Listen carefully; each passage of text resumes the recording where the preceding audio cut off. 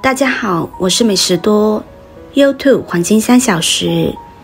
如果是我的铁粉，请给我一个 like。第一次看我的视频，请你静悄悄的给我一个 like。李先生40岁，是一位忙碌的上班族。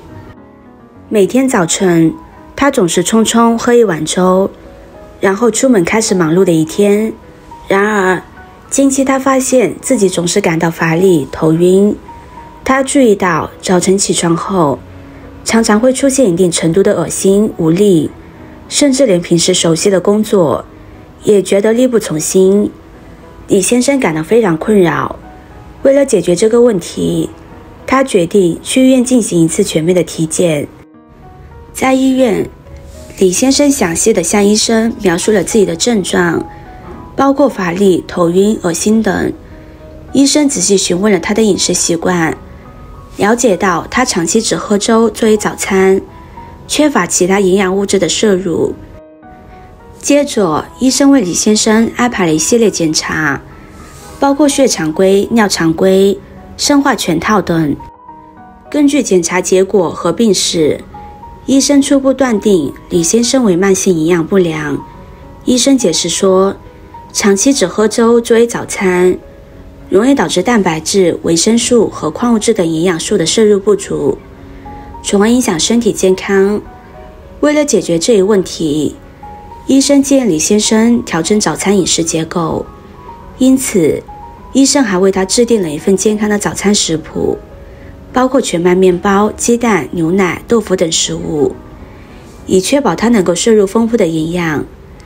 李先生听从医生的建议，开始尝试调整早餐饮食结构。经过1个月的努力，他发现自己的乏力、头晕等症状明显减轻，精神状态也得到了很大的改善。同时，李先生惊喜地发现，早餐的改变不仅对他的身体健康产生了积极的影响，还让他在工作和生活中表现得更加自信和充满活力。李先生的病例让我们深刻认识到单一饮食的潜在危害，尤其是早餐中过度依赖粥这种营养价值相对较低的食物。而事实上，粥在中国传统饮食中一直被视为养胃的食物，这导致了很多人长期以粥作为早餐的误区。一、粥作为早餐的局限与建议。粥的营养价值并不高，一碗粥中的主要成分是水和碳水化合物，蛋白质、脂肪、维生素和矿物质等含量相对较低，并且其中的营养物质需要在胃和小肠中经过一系列消化和吸收过程才能被身体利用。粥作为糊状食物，在胃中停留时间较短，意味着胃酸和消化酶作用的时间减少，可能导致食物中的营养物质没有被充分分解。随后，这些未充分分解的营养物质进入小肠，由于其分子较大或结构复杂，不容易被小肠黏膜上的细胞吸收，因此长期只以粥作为早餐，可能导致营养摄入不足。这种不良饮食习惯可能影响肠道健康，导致肠道蠕动减缓，使得胃肠道负担加重，容易引发消化不良等症状。如李先生的案例所示，长期只以粥作为早餐，可能导致慢性营养不良，表现为血红蛋白水平偏低、蛋白质摄入不足和微量元素缺乏等。由于营养摄入不足，长期喝粥的人可能出现乏力、头晕、注意力不集中等症状。当然，我们并非完全否定粥在早餐中的价值。实际上，粥具有易消化、温和的特点，对于一些胃肠功能较弱的人是有一定的好处的。关键在于，早餐应保持营养均衡，既不能过度依赖粥，也不能完全摒弃它。正确的做法是，在喝粥的基础上，添加适量的蛋白、蔬菜、肉类等食物，以补充蛋白质、脂肪、维生素和矿物质的营养素。这样的早餐既能满足身体对能量和营养的需求，又能保持肠胃的舒适度。了解了粥的营养价值和潜在影响后，我们有必要进一步关注其他在早餐中应避免摄入的食物。实际上，除了粥之外，有一些常见的食物也可能对我们的健康产生负面影响。2、其他3类需避免的早餐食物。1、高糖食物。首先是高糖食物，如甜甜圈、糕点等。摄入高糖食物之后，食物中的糖分被分解成单糖，被吸收进入血液，使得血糖水平迅速上升。为了维持血糖稳定，胰岛会分泌胰岛素，帮助葡萄糖进入细胞以供能量。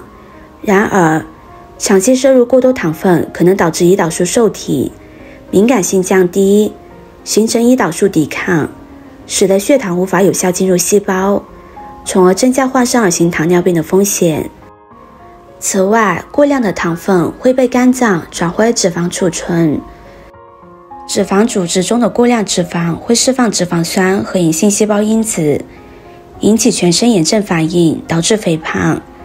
肥胖不仅加重心脏负担，还可能导致动脉粥样硬化，增加心血管疾病等慢性病的风险。研究表明，长期高糖摄入与2型糖尿病、心血管疾病、肾脏病等慢性病的发病率显著相关。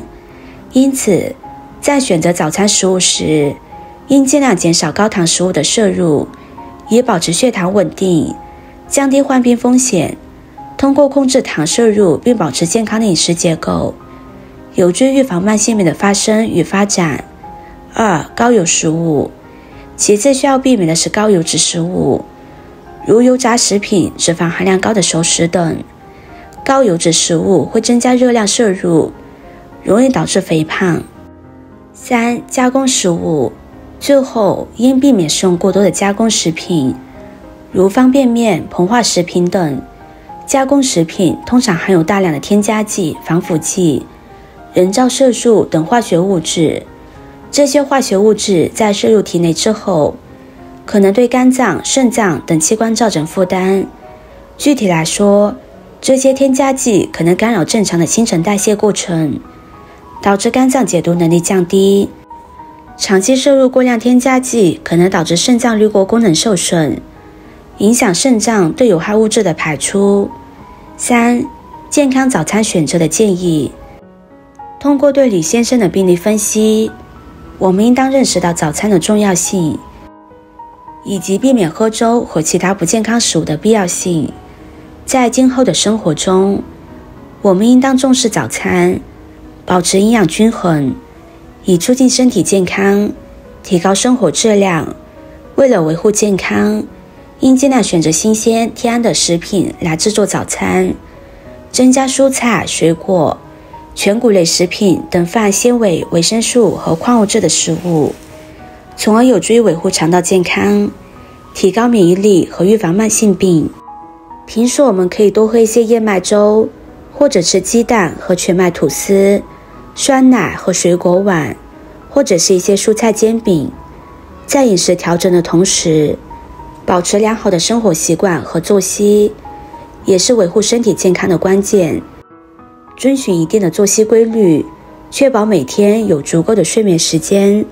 充足的睡眠不仅能够让身体得到充分休息，还能提高免疫力，促进新陈代谢和延缓衰老。适量的运动有助于降低慢性病风险，增加心肺功能，增加肌肉力量和改善心血管健康。此外，定期进行适量的运动，如散步、跑步、游泳、瑜伽等，可以有效地提高我们的生活质量。在面对压力和挑战时，学会调整心态，进行深呼吸、冥想或寻求朋友和家人的支持，都有助于缓解压力，保持心理健康。良好的心态对应对压力、减轻焦虑和抑郁至关重要，能够帮助我们更好地应对生活中的挑战。今天的分享就到这里了。制作视频不易，如果您觉得今天的分享对你有帮助的话，可以分享给身边的朋友，别忘记点赞、收藏，点击我的头像可以看到更多的精彩内容。我们下个视频见啦！